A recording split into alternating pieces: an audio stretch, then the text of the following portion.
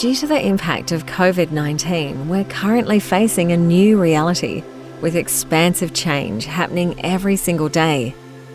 You might be struggling to know what to lean into right now. Jodie Baker, founder of Heal You, has created the Corona Insights podcast to help ease your information overwhelm.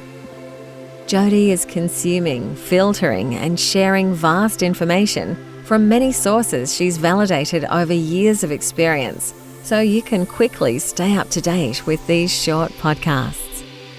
Jodie uses her natural intuitive abilities to help you get up to speed on the invisible possibilities ahead and integrate the new corona reality we are living in.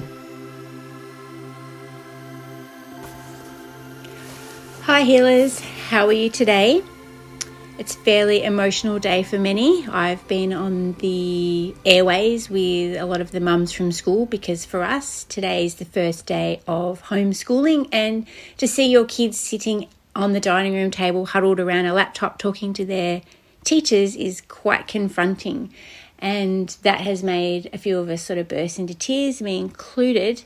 And also I had another moment at the supermarket. I was buying wrapping paper for Misty's birthday tomorrow, and thinking what a beautiful occasion. My baby daughter's turning 4, how gorgeous. We had birthday party planned, Bluey birthday cake party, beautiful, cancelled obviously, and that whole occasion being overshadowed by the fact that schools are closing down, the country's going into lockdown, and it's emotional and it's big.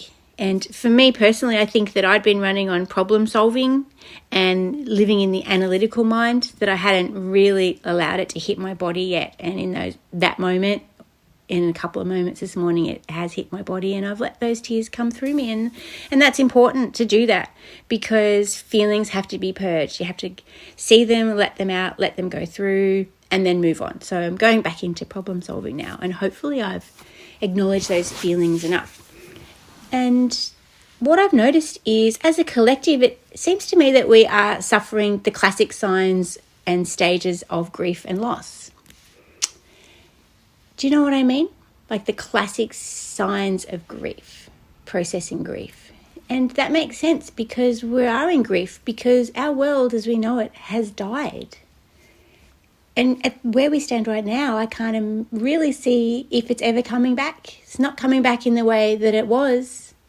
We probably will never go back to the way we were. 2 months ago, I just can't imagine that we're going to go back to the way we were living 2 months ago. So there is a massive death that we are grieving at this point. And I just thought I'd quickly raise that and acknowledge that, and just run through what those stages are. The first stage is denial and isolation. So that's a funny word, isolation. So I might just stick with the denial part of it for the minute.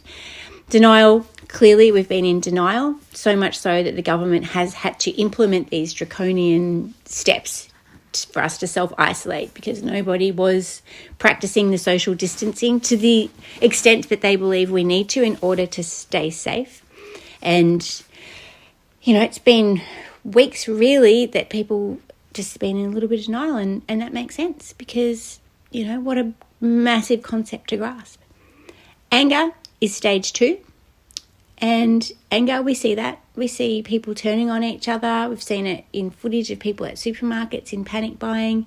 We see people being angry at the government for not having this. They haven't got this. Do they change their mind? Really, do we expect them to know what to do in this new reality? No. I don't think that Scott Morrison, thought to himself, I want to be the Prime Minister, and had any idea that this is the type of year he'd be having. The third stage is bargaining. Now, we're probably all bargaining with ourselves in our mind, trying to not face reality, like, this is going to go away.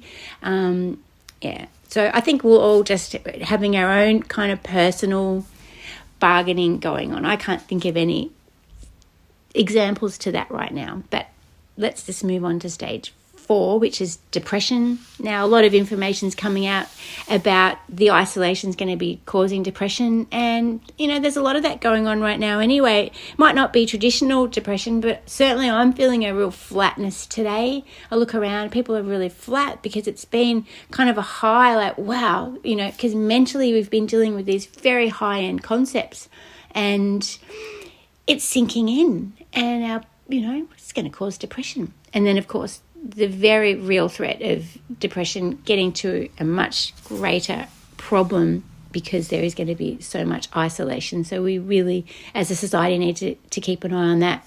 And then 5th, of course, is acceptance. So it looks to me like, in the next few days, as a collective, we're probably all going to start to be in acceptance.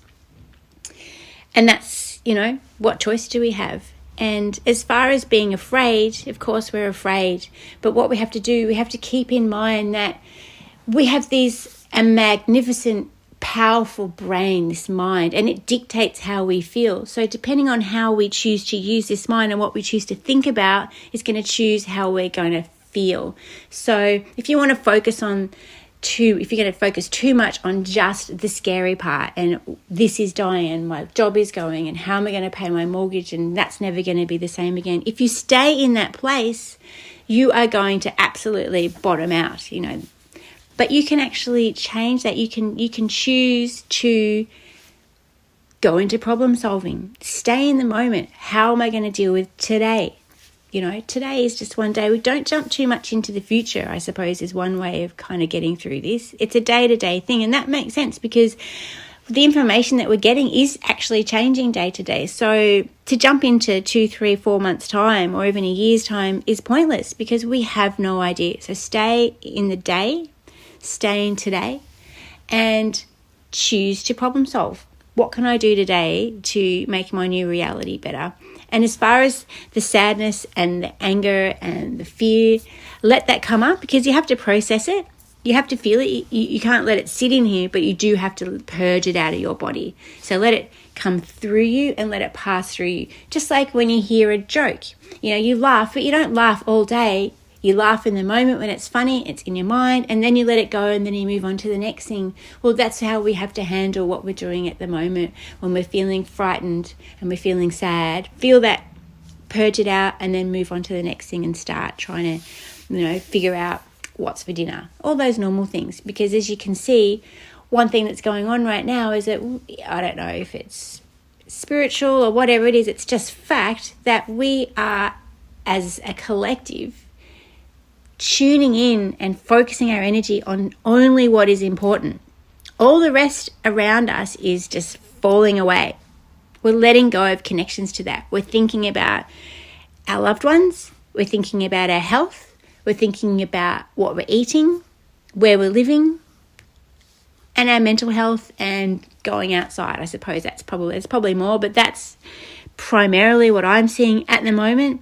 And the rest of everything that we thought was important a few weeks ago, even a month ago, doesn't seem that important anymore. And in many ways, I think we can all agree that there was room to let go of some very superfluous concepts, and that's happening. So thank you for listening to my little message, and stay safe. And remember, it's a choice. So let the feelings come up. Purge them out, feel them, let them go through you, and then choose to move into a different mind space and look out for each other. Love you guys. Bye-bye. Thank you for listening to this podcast. And if you'd like more information on Jodie and her work as a self-healing mentor, please go to www.healyou.me.